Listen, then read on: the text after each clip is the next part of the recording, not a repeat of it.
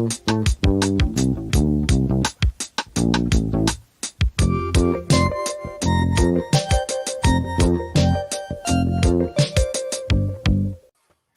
everybody, welcome to Improv FAQ at Length. This is a series of longer conversations about improv topics that have lots of questions surrounding them. I'm James Quesada. And I'm Bob Wick. And we're joined by a special guest, our good friend and frequent directing partner collaborator, good guy, hand-waving man, Jacokes. Yay! Yeah. Welcome. Thanks. I have notes about part one. Oh yes, we were hoping you would. Yeah, we'll definitely hear them all. And yes, good call. This is a part 2 episode from our conversation last week about excuse me, about directing. And Pete and I talked a little bit more about like creative process and whatnot, more so than specifically like directing or the role of directing. But we wanted to do an episode with Pete because not only do we work maybe even more than half the time with Pete, we are also currently in an overlap of projects, both co-directing with Pete. Yes, I'm being handed off. Yes, but listen, before we get to that, we do have a special announcement / I guess pre-announcement maybe, because as of this past week, we officially sealed the deal with a new partner. We're being adopted by the Improv Network. Ooh, there it is. There it is. There, up there. Yeah, branding change. Oh, New brand, new skin. That's what they say. Gotta have a new look. Gotta have a new look. It makes it official. again. So Brand. yeah, not a whole lot is really going to change about our programming. We're still going to do live streams on Sundays at 1 p.m. for the time being. We may switch up the way that we do that, or you know, who we have involved in, who knows. But we'll still do regular live streams on Sundays at 1 p.m. and we'll still be releasing the lecture episodes on a bi-weekly or bi-monthly, every other week. And then we will also have a meeting with the Improv Network to have some more details and exciting plans involved with that exciting opportunity and rebrand with the Improv Network.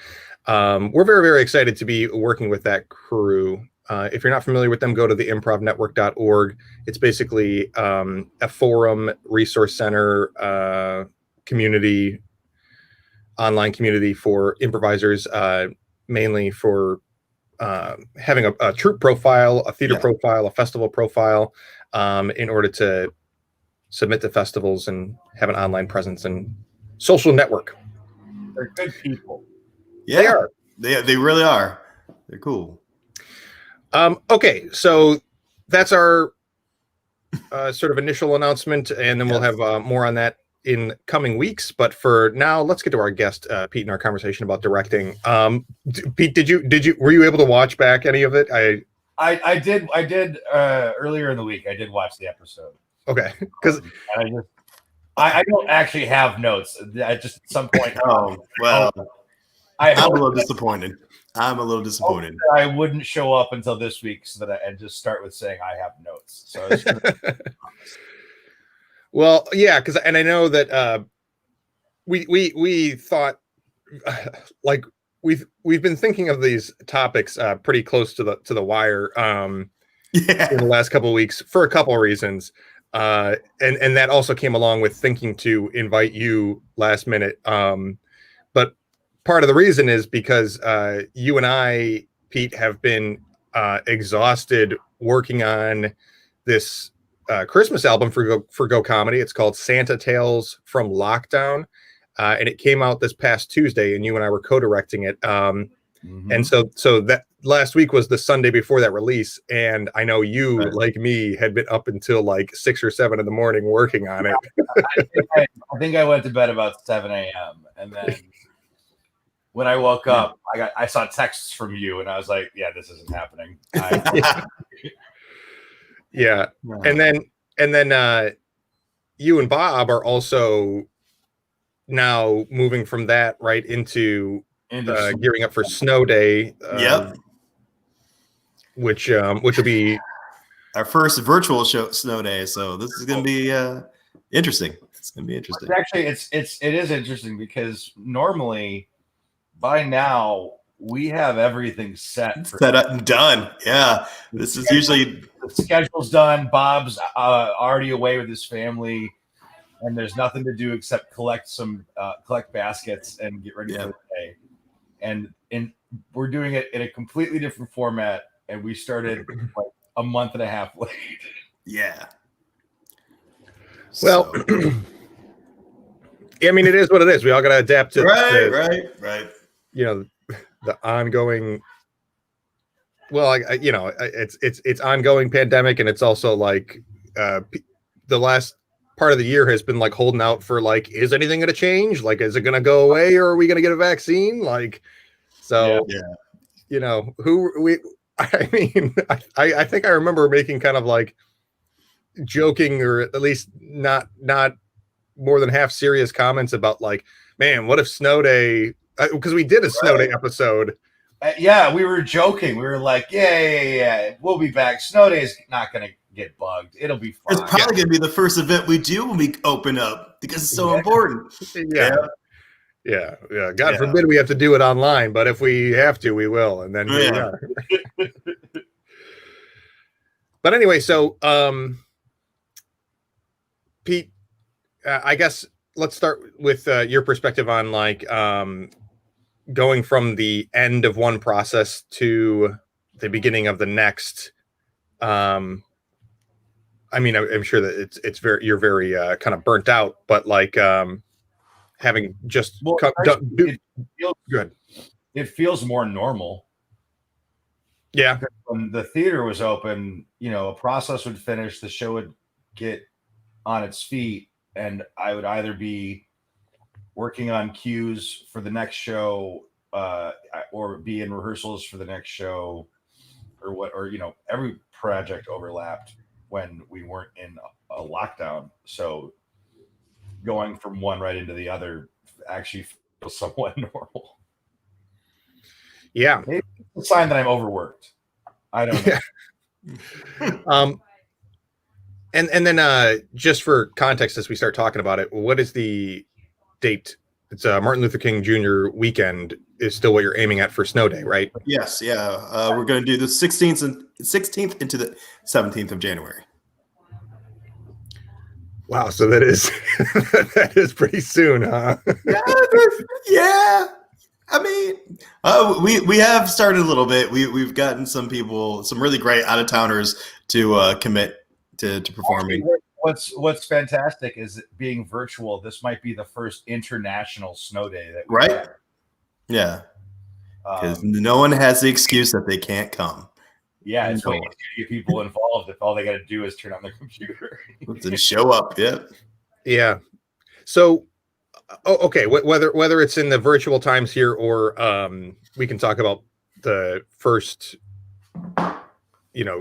decade of Snow Day before this, but so what is typically the first thing that you start doing with like a special event like this? You get the dates firm. Do you like get like bigger contributors and names firm, or do you start working on like the more volume oriented stuff like submissions and whatnot? What comes first?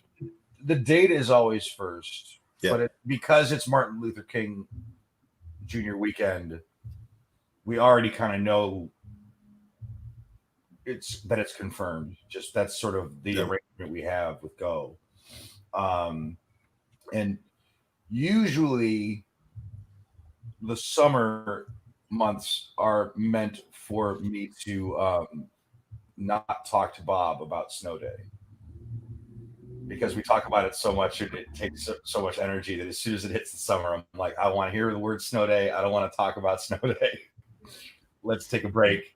And then, yeah, I think at first is submissions, and we always try to reach out to bigger names as soon as we can to confirm them. And then it's, activate the volunteers, activate them like they're in hibernation. Yes. Yeah. Plug them in. Make sure they're charged. The volunteers are charged, and then send them on their way. Yeah. And then, so really what you're directing with the special event is more, it's more organization than pretty much. Yeah. Yeah. There's not as much of like the, sort of, the creative vision of what the show is itself. It's more the moving pieces and how they're going to operate during the event. Right. Yeah. Okay. Well, and then, what, like each year, I imagine this is true for things like Diff and really any of the annual events that we have, is that like, it's nice to have the recurring spot, and sort of like the game plan going in on repeat, but it's also, I imagine, got to be a challenge to like kind of hit the refresh button on energy, or if it's been a few years and it's like, hey, everyone, we need to do this thing again, and like, how do you kind of like get new people involved and also re-energize the people who are involved every year? Is that a challenge as much as I'm imagining it is? I don't think so. I because every year, like the newer groups, they've been working on their improv for a whole year, so when they come back, they're a little bit more seasoned. But then they're telling the groups that are younger than them, oh, you got to check out this snow day event. So it just kind of word of mouth tends to keep the interest going every year. Okay.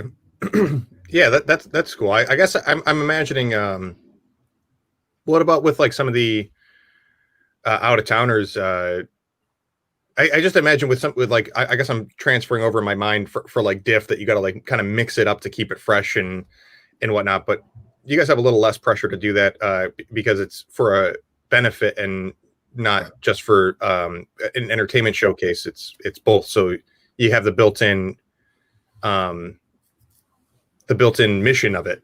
Yeah, the mission and it being a 26-hour marathon has its own kind of energy to it, because just being a part of it means you're being part of something a little bit bigger than usual. So that itself is unique and piques people's interests, and just, like Pete said, like you get the younger people invested, and then they get to play, and then the next year they're like, oh man, we did this thing, and that brings energy to it. So it's almost self-perpetuating in a way. We don't really have to do much other than listen to complaints about why do I have to play at 4:00 in the morning? Yeah, right. Yeah, and it's not even a complaint. It's just like a go-to bit, and we get it.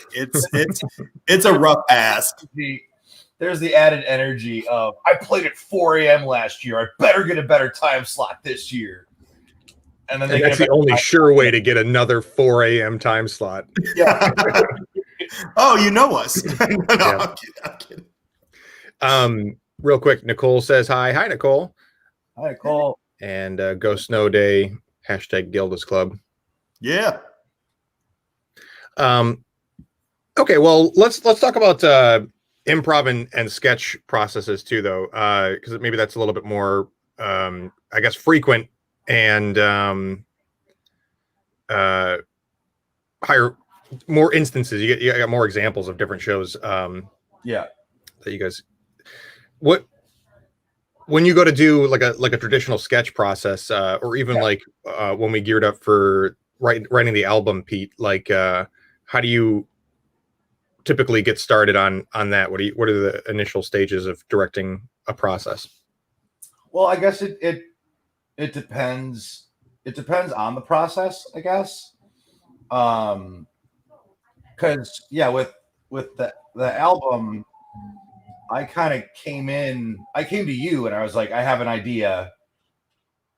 I even have a title. What do you think?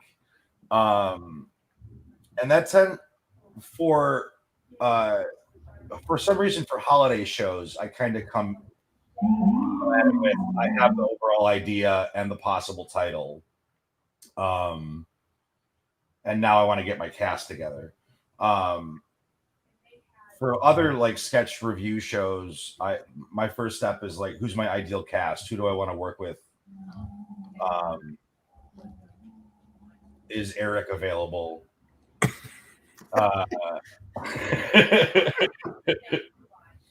I tend to put Eric Heilner in everything. So Yeah. He's good. Why wouldn't you? My first step is Eric available? And then beyond that, who's my ideal cast? And then once I get the cast together, and again, it depends on the process. Like some of it is, all right, let's brainstorm. Do we have a general idea, or do we start working on scenes and see if the overall theme comes from that?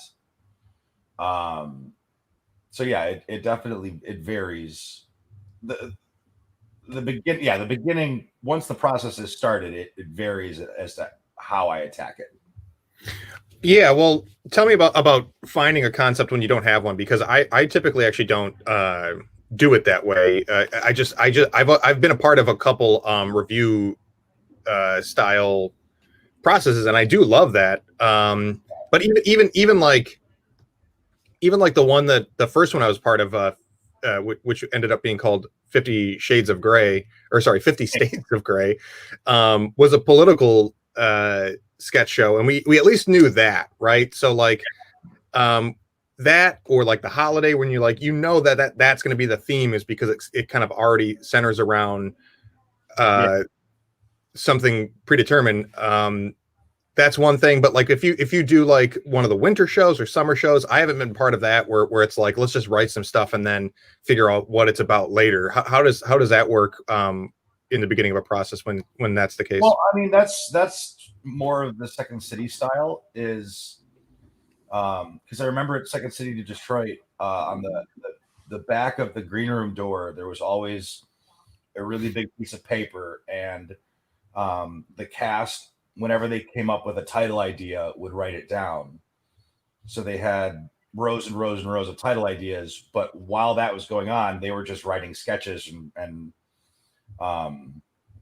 testing them on the audience, and then the show would build from there. And then once they picked a title that traditionally had absolutely nothing to do with what they were doing, they would come up with like an opener, or at least an opener or a closer, or at least a scene that tied to the title. Like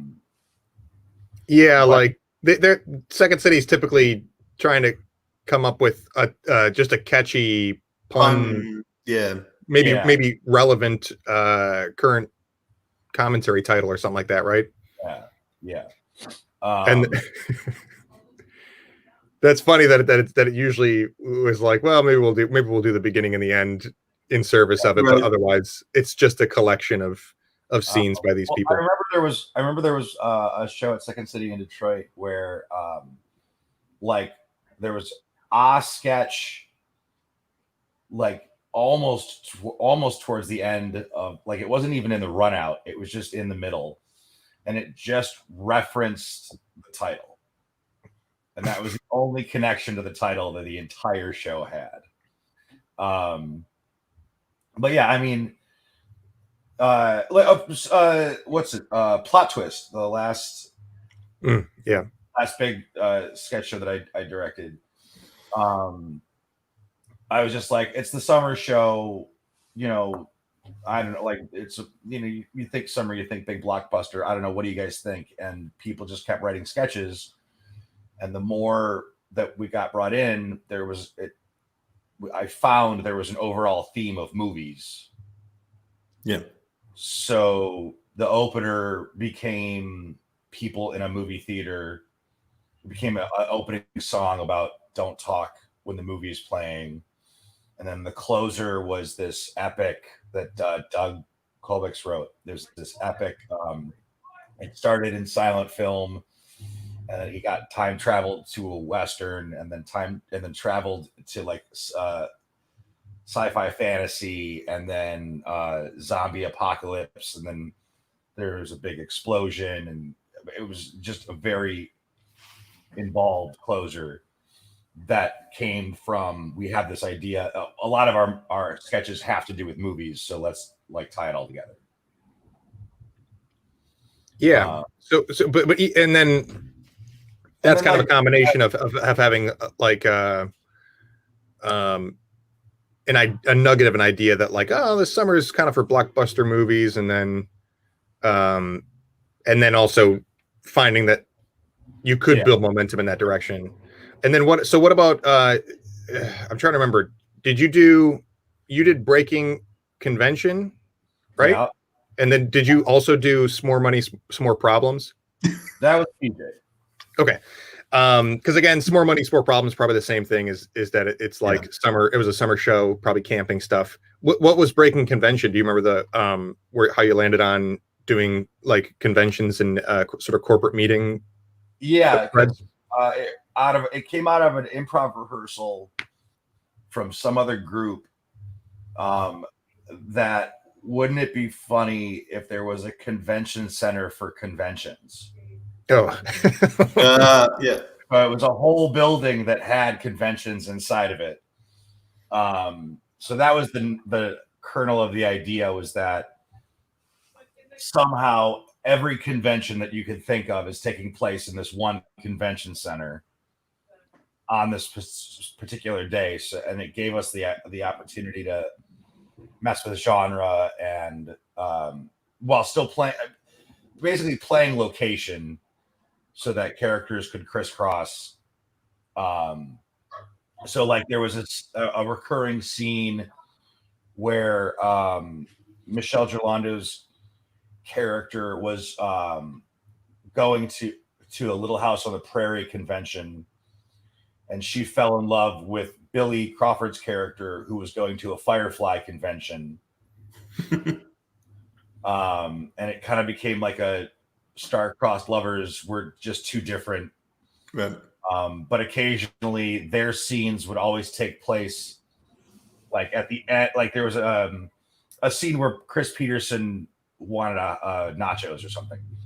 And towards the end of that sketch, Billy and Michelle ran in front of their sketch and had a part of their scene going on. So like I wanted to play location with the show so that all of the characters could interact at any point.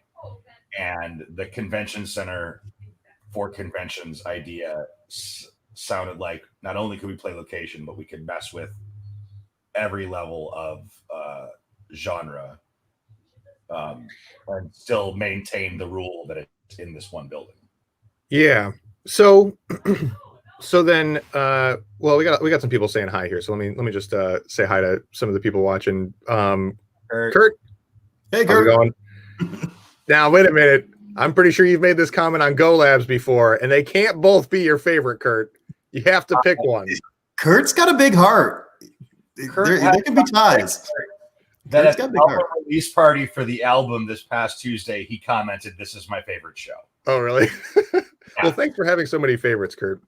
Yeah. And Tim David says hi, and Moni says hi, who's also on the Christmas album. Right. She is. Which you should all check out at Bandcamp, gocomedy.bandcamp.com if you haven't already. Thank you all for being here, and if you have any questions about directing, the topic is directing shows, and if you have any questions to chime in with either for Pete, who's our guest, or for the panel here about directing sketch, improv, or any other show process, that is the topic we're on. But so Pete, you were just saying that even something like Breaking Convention, you said you came in as a director before the first rehearsal, having that that interest in a convention center backdrop? Yeah. Okay. So the first big sketch show that I did at Go was the year before, and that was Lame Duck Soup. Okay. And that was I came in nervous because I was trying to come up with a concept, and it had been and I couldn't think of anything. And then it had been so long since I had done it had been so long since I had done a show where I didn't come in with the concept ahead of time. I forgot how freeing and fun it is to just be like, we're going to do a show. Everybody write your whatever ideas you can think of, and we'll come up with a through line down the road. And then for that one, so Lame Duck Soup being partially a play on who does Duck Soup? Marx Brothers. The Marx Brothers? Yeah. I was like, the Charles Brothers? Charles Marx. That's Lame Duck Chowder. That's totally different. That was a bad one. So that one still, because of the Marx Brothers thing, kind of had like at least a little bit of a through line of vaudevillian or like older. Yeah, that came in after we settled on a title. Okay, and then that's something that you just leaned into, and then at that point, you have to pivot a little bit and be like, okay, we have enough to kind of suggest this theme, and then as a director, you're like, okay, that's kind of what we're hinting at. Let's lock it in and lean into it, and then you start writing runners and blackouts and additional stuff in service of that. Or did you take existing sketches and vaudevillian them up? Yeah. No, like we had the running order, we came up with the title, we did a preview, and I wanted to add some more vaudeville, and so we wrote sketches, and I think they were called like Peterson does a thing, Harry does a thing. And it was whatever kind of vaudevillian act we could come up with, they would be in those spots. I wanted the show that said, and like we had the Queen of England just roll down stage waving like to like hype music or something. I got to look back at the video where there was a lot of weird, like non sequitur stuff in that show. Yeah, and then but you had a bit on Who's on First, right? Some sort of Abbott and Costello bit. Yeah, that was Peterson and Papandrea. It was Abbott and Costello workshopping Who's on First, but that was they just wrote that sketch, and it just that came from I think Peterson. Okay, and that was in the show before we came up with the title. Okay, so that one would be an example of like the type of sketch that's in the pile that makes you think maybe we should do something sort of early 1700s, early brain fried guys. No, that's fine. That sketch. Oh, that old Victorian vaudeville. The Charles Brothers 1700s Victorian comedy was vaudeville at its best. But that sketch is in the pile, and it makes you think, okay, this among maybe a couple others, maybe want to do like a Marx Brothers thing. And then you go, okay, if we're going to do that, then let's give everybody a sort of vaudeville variety show segment. Yeah. And so on and so forth. Okay, that's cool. And then when we did the Christmas show Manger Things instead of Stranger Things. Oh, there we go. Tight pun. Tight. The more that we worked on the sketches, the more I realized that none of it had anything to do with Stranger Things. And so what ended up happening was the through line to connect to the title were the transitions. So all the transitions were in the upside down. And as they were like setting chairs and moving throughout, they were like calling out, looking for friends. But that was the only way I could connect it to the title, which I thought was absolutely hysterical. Yeah. Okay. So I want to talk about transitions, and then Kurt's got a question which we'll pivot over to in a second. But transitions seem like such. If you don't do something cool with them, it's a missed opportunity. And Oh, I don't know how well they always work, but like other examples I can think of are in another Christmas show, North by North Pole. Um, they did like sort of slow motion um, running in a like a Hitchcock vibe, slow down because of the plane chasing scene, which I'm sure I don't think is slow motion, but like there was just like a sort of eerie Hitchcock thing going on there because of the title. well, And then yeah, in go ahead. so with Plot Twist, all of the transitions were a dance party. Yeah. Oh yeah, yeah, I remember that. That's great.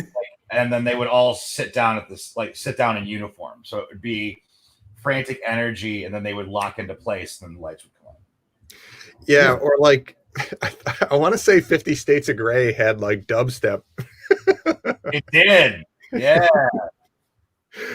But okay, so that those are really cool things that I think really add to the threading together of otherwise, disparate collection of scenes. It's also the kind of thing that like you wish you had more time to do, because it can kind of feel hard to justify stopping and being like, okay, what are we going to do with our transitions when you have like just a week or two left before premiering, and you're like, we still need like this prop or to run this scene a couple more times. Where's the lights and sound at? Like, so I don't know, like just thoughts on where that falls in the priority as like an added spice. Once the running order is set and we've blocked everything, I usually, no matter what, I take a one whole rehearsal and work on transitions.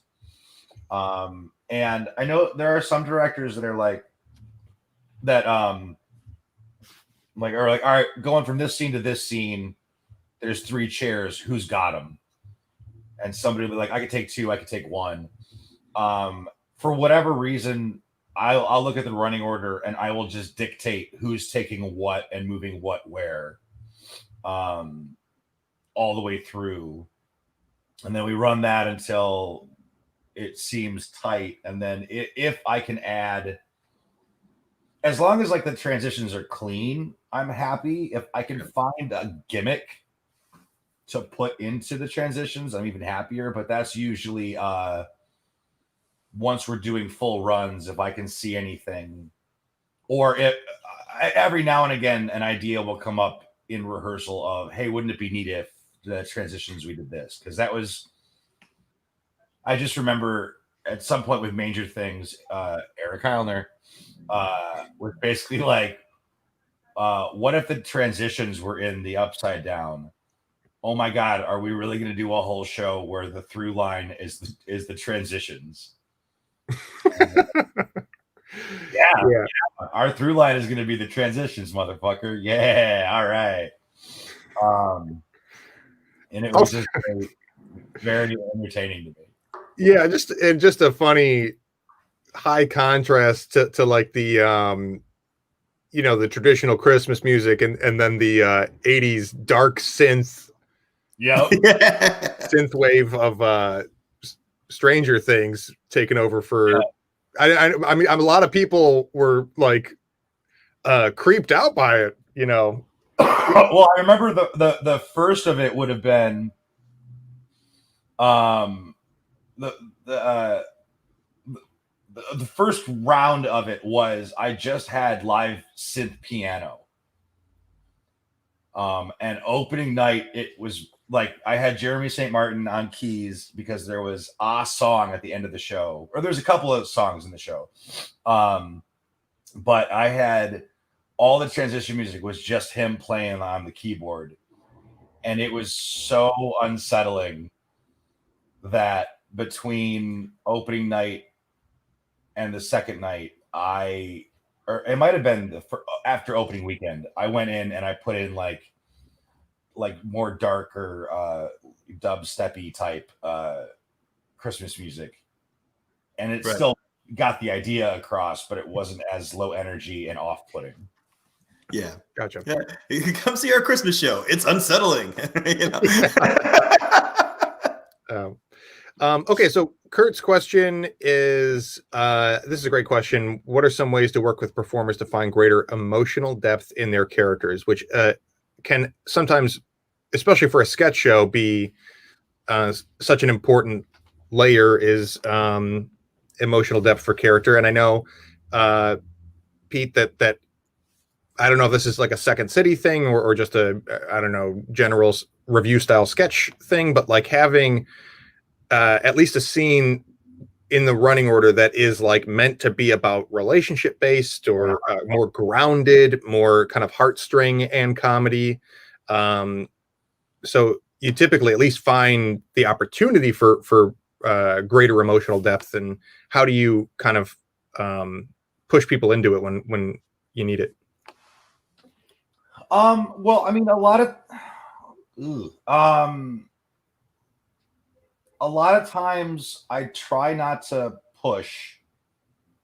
Like I try to let them find it on their own, because I feel icky being like, get sadder. What is the matter with you? Cry. Let's see your tears. Probably gonna make them cry. I mean, Yeah. But like, kind of just like I'll help them find like where to hit the dialogue, or where to like take the air out of it. That doesn't make sense. Like pause, like where to put the pauses. Okay. Because I can get the emotion out of them by like manipulating how they're saying it, yeah. versus go back to when your mother had cancer. Yeah, tap into that. Yeah. Yeah. Really tap into the emotion of what's it like to not have a mom. Well, yeah. And that's, I mean, that's a viable option, but I would always prefer to play it more with manipulating how they say it to help them feel the dialogue to the point that they can kind of get there on their own. Well, let's talk about this. You guys have both been in a lot of sketch shows. Take off your director's hat. If you had to perform something that was dramatic and you're trying to get that awe moment, how do you find that spot? How do you find that character depth that Kurt's asking about? Well, I think Pete's advice for knowing where to take pauses or take a beat is really helpful, because I think especially in comedy, you're playing with tension and you don't want to go too full over to drama. And so it's nice to have this ebb and flow of when it's serious and when it's not. And then that means that's a dynamic thing, and dynamics means having changes. And so not having those changes be too abrupt is really important. And so having little moments where you know that this is where the transition into this needs to happen, or a beat to actually check in internally before I just like say the line that's supposed to matter. I take a moment to actually feel it. Is super, super helpful. Cool. What about you, Bob? Oh, you turned it on me. So if you're playing that vulnerable part, being vulnerable is hard. So I take a look at the piece, the overall tone, and use that as a measurement. Then I try to connect with the character, see why it's hard, and try to match that tone. And usually it's something as easy as, well, it's hard for them to talk about this because why? And then just try to use that as a measurement of how hard it is for me to get out my words, which would cause a pause, which will make everybody go, ah, and then I crush it. Yeah. and then 100% of the time I knock it out of the park. Just put a little quiver in your voice and you'll be fine. Yeah. You know what else is really helpful too? Go ahead, Pete. personally, I cry at everything, and I have a horrible temper. So all I got to do is let loose. Yeah, I tear down the wall just for a second. But and I crush it every time. Crush it. This is and one more helpful tip on that before we move on. This is helpful for improv and sketch, which is the as is or sorry, as if or analogous thing of like it should be as if your car just drove itself off a cliff or whatever, or it should be like your cat just died, or it should be like a divorce or whatever. That as if comparison can be really helpful, and it's a little easier or like quickly accessible sometimes than going into acting method, to just be like, oh, a quick reference point, because it's a short sketch, it's not something with a full character arc or story arc when it's a review style sketch show. So like just having a quick reference point of like, oh, it's supposed to be like I just got robbed, is just easy. And just to piggyback off of that, do it bigger than you would actually do it, because you have to, convince the audience you're feeling that way. And we tend to, as humans, hold back. So stop being afraid to hold back. Play a little bit bigger than you actually would react. For some reason, it's slightly more comedic because we're all horrible people, and it reads better. Yeah.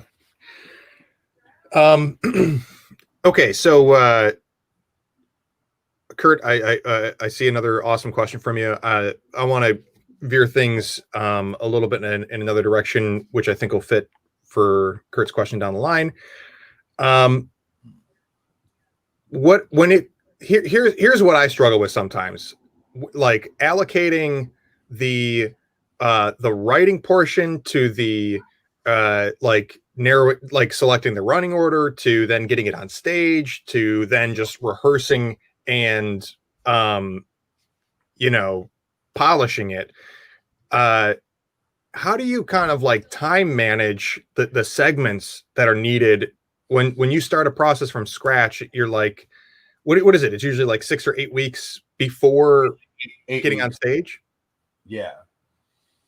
How do you chunk out that time? Do you have a consistent way of doing it, or like is it? I don't. I usually try to split it so it's 4 and 4. That never works.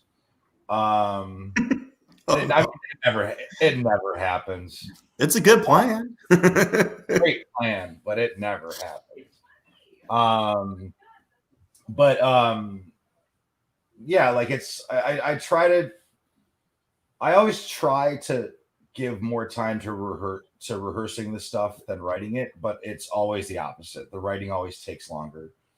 For me as a director, I also like editing as I block it.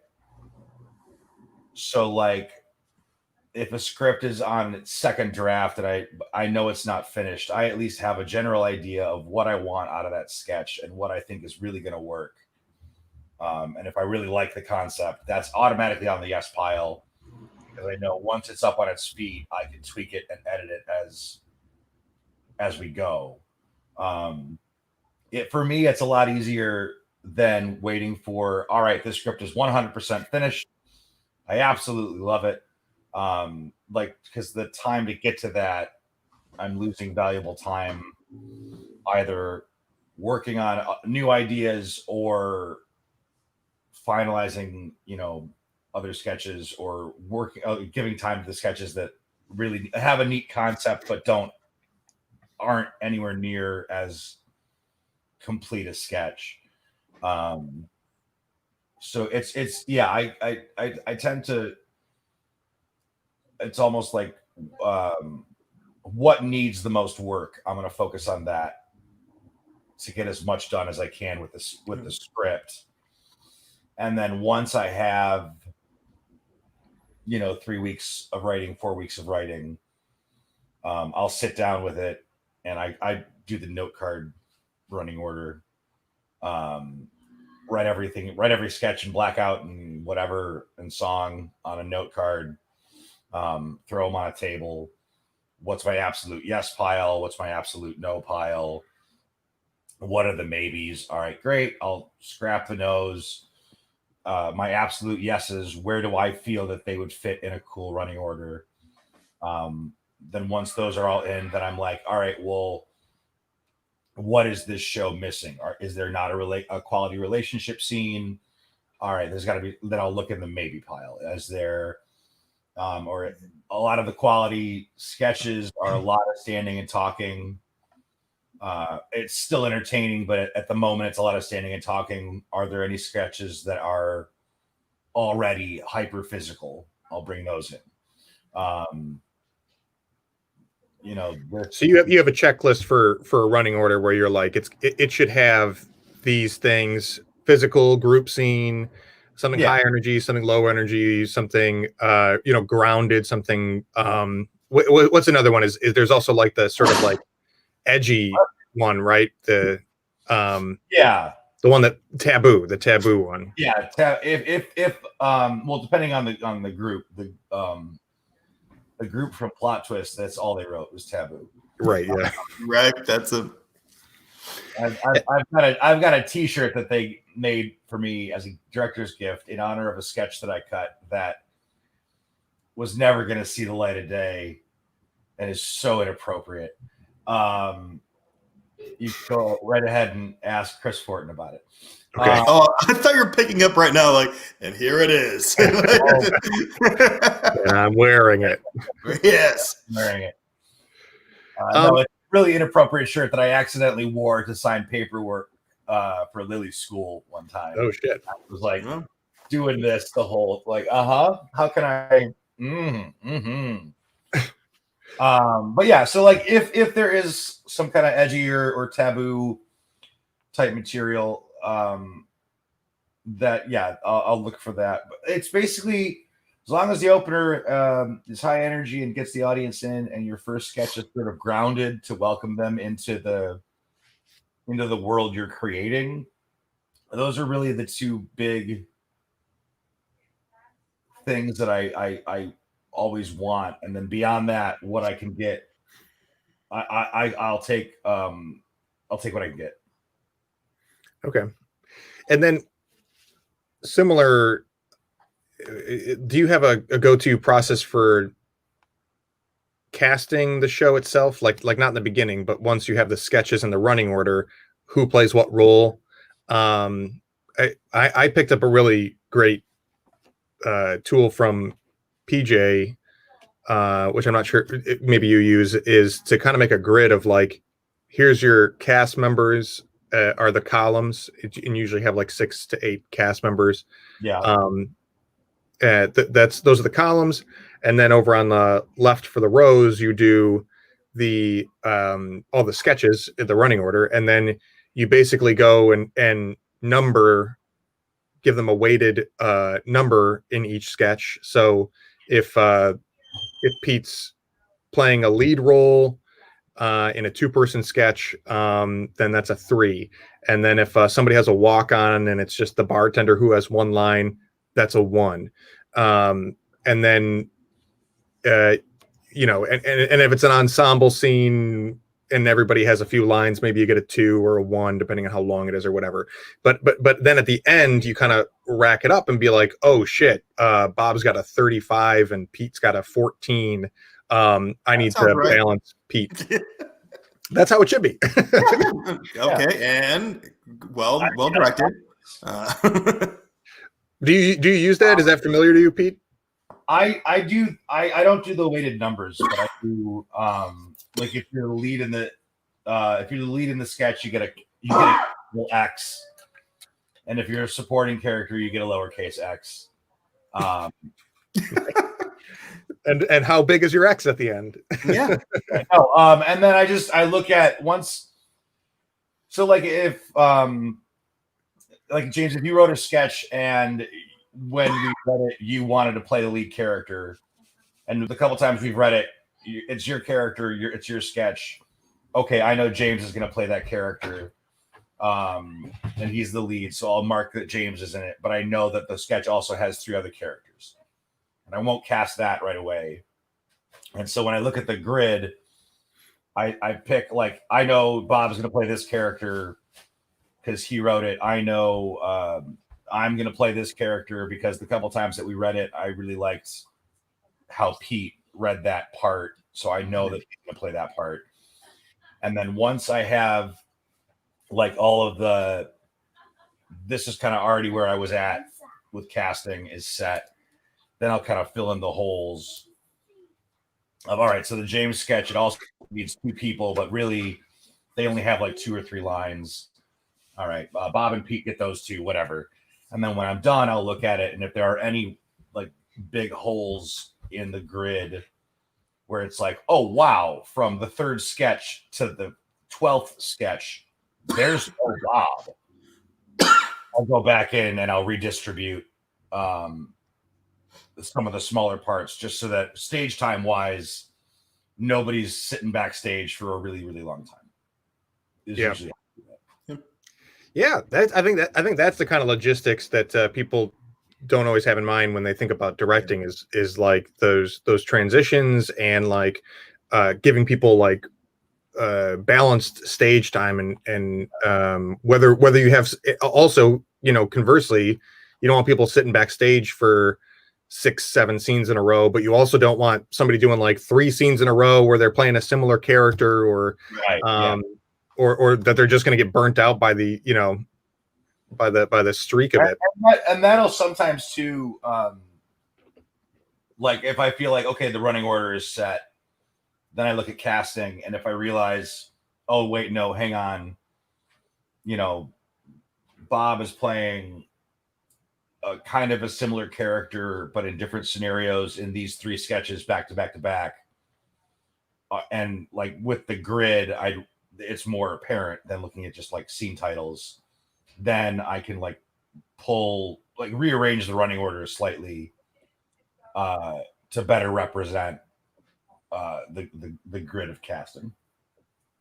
Nice. Yeah. Okay, so real quick, Heather says that Second City has an outline from Rachel Mason, which kind of lays out a healthy running order on the Second City model. Heather, can you follow up and let us know if that's like a public thing, or is that something that comes along with like taking a class or whatnot? I'm just curious if it's something that exists on their website somewhere. And then going back to Kurt's second question, as a director, are there some uncommon things that you love to see in a script as a director? Some rare things that a writer can do that makes a director's job easier is the question. Yeesh. Nothing to me really comes to mind. I mean, like if it's a good, fun sketch, that of course that's what I love to see, but I don't think there's a ton. There's not a ton that really that I'm like, okay, cool, this is going to make my job easier down the road. I think there are sketches that make me more excited. Yeah, necessarily. I agree with that. But oh man, this sketch is going to be so fun to direct and then so fun to watch. I can't work on this. Well, I guess a sketch that doesn't really require props is a is a good sketch in my book. Yeah, I was gonna say like there's the absence of things. But also I maybe Bob and I agree on that. That like I'm a minimalist in directing. I would rather do more with less, but I know like Tommy Leroy probably would not ask you to do that. You know, where do you stand on it, Pete? Would you rather have a lot of like big ideas and high production concepts written into sketches? It depends on the sketches. I mean, less props is always easier, but if I come up with a sketch that's got, if there's a sketch idea that is so brilliant and requires a ton of props and stuff, I'm not going to say no to it. Right. Like that time travel sketch that Doug wrote, like it required a beehive. It required 5 different full character costume changes, lights that Go didn't have yet. It required the entire stage. It required the stage to explode. So I had to like work with Tommy and figure out how to make it look like the actual set had been blown up and caught fire, which required a fake beam to come out of the light grid and crash on the stage. And the projector screen had to get set up so that like it could like swing loose and look like it was falling off the ceiling.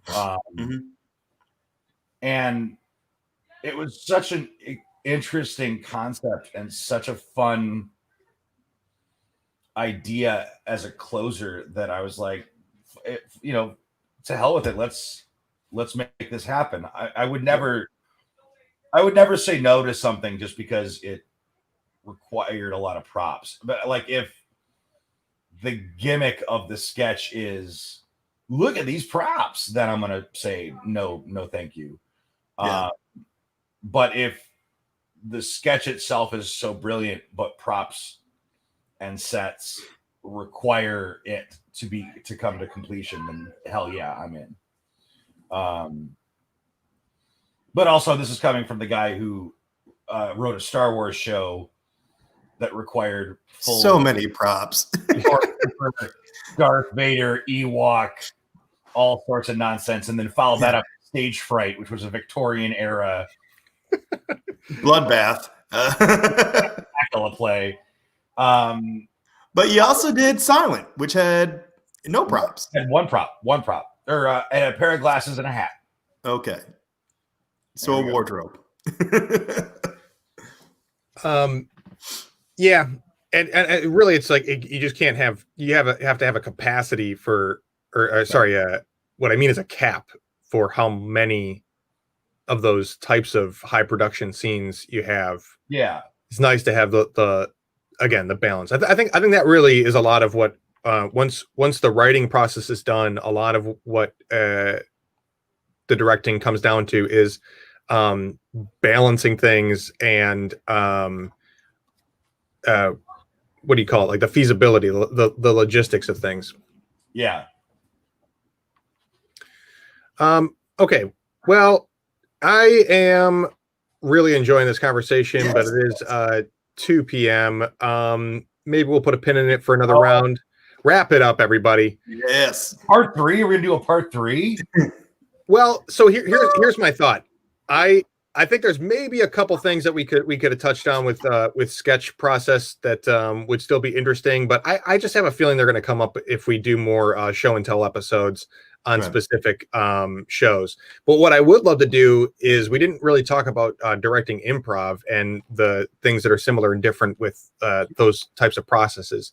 So maybe what we'll do, again, just making it more of a show and tell thing, is maybe what we can do is have you back to do a X Factory or Go Labs episode, and talk about launching some of these more like highly structured or formatted high concept long form shows and short form.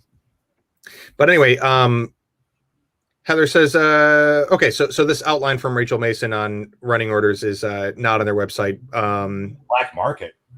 It's a black market item from Second City. Maybe it'll go into circulation. But Rachel Mason is a great dark web. I'm sure it's super, super valuable. But any closing thoughts on stuff in your directing process that we didn't get to, Pete? No. Don't grip it so tight as a director. Let everybody's opinions kind of help